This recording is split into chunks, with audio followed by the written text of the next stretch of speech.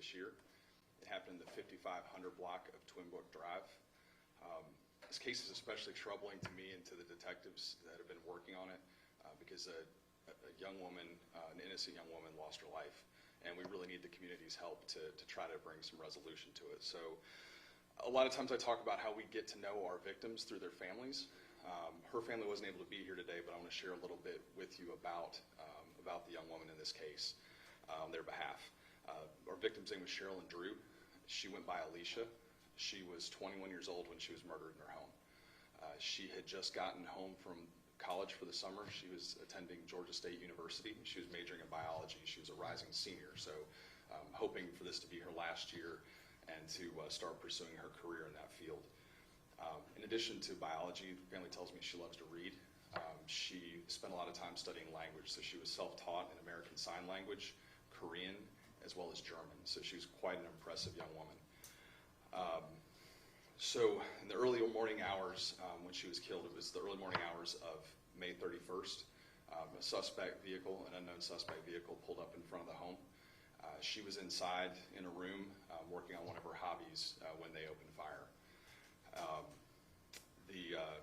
One of the rounds struck Alicia and killed her.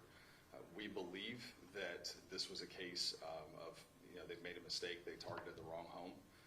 We don't know who the people were looking for, but based on our investigation, it had nothing to do with Alicia and nothing to do with her family. So this was just clearly the wrong home was struck, and that makes it all the more tragic. This case should outrage the community. In addition to losing a young woman with a bright future, her family has lost her, her friends have lost her, but we, the community, have lost her. We don't know the lives that she would have touched if she wasn't taken from us. And so that's why I think it's so important that, people hear her story and, try to help us out in this case. Her family tells us, Alicia's family tells us that she was somebody that would bend over backwards to help someone. If anybody needed anything, she would do whatever they needed. Well, today, Alicia and her family need your help. So we believe there are people in the community that have information about this case that would be helpful for us in solving it, and we'd like them to step up and help Alicia. As always, there's up to $5,000 reward in this case for information leading to an arrest. Anyone can call Crime Stoppers at 704-336-1600, or the tip line is 704-432-TIPS. It's immensely important that they know we don't care who you are, we don't need to know who you are, we really just need your information in this case. Alicia really needs your help. I can take any questions you guys might have. Any description of the vehicle involved or any other evidence? Nothing really specific. Nothing that's really helpful. I don't want to narrow it down too much. Just probably a sedan of some type. But we feel like because, and I believe that Lieutenant Gallant's going to talk about some of that, a lot of these cases, there's a reason why they happen. It may not be related to Alicia, but there's a reason for them, and because of that, somebody should have some information that they can share with us about background or why this may have happened. Could you just say again, when did this happen? Oh, sorry, it was May 31st of 2021. It was about just shortly before 12:30 in the morning. We can get you guys the complaint numbers later after that.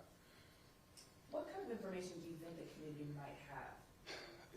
Literally anything. Information about what may have been happening in the community, a beef, somebody may have heard something. A lot of these cases, when they go on, people talk about them.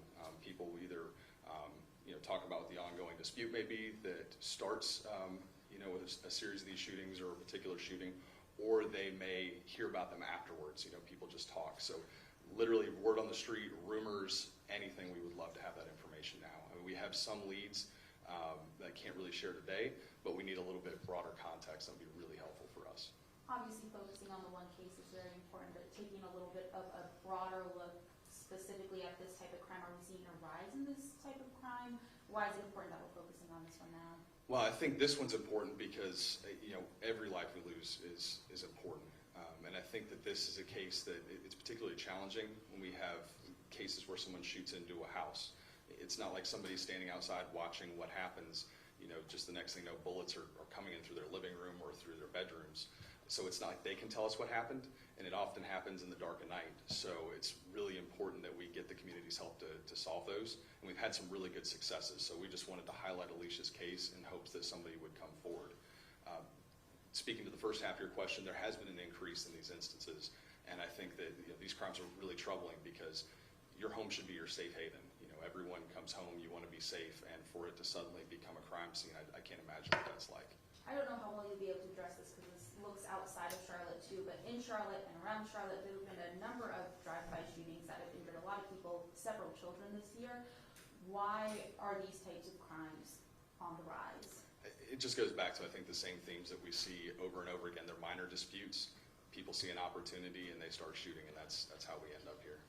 And for those in the room, keep in mind, Lieutenant Crumb's function with all this is to work these specific cases. If we have more broader questions, let's hold off, and we'll address those during Lieutenant Gallen's presentation. Thank you. Any other questions for Lieutenant Crumb? Can you Sorry. give us the correct spelling of her name? Yes. And I believe they're also sending something out with those details when we're done, but it's Sherilyn, Sherilyn. Last name is Drew, Drew. She goes by Alicia. And Alicia, C-I-A. That's, yes. Did the family give you any pictures to share? We'll share with you guys some photos after this in an email. Thanks. All right. Thank you, guys.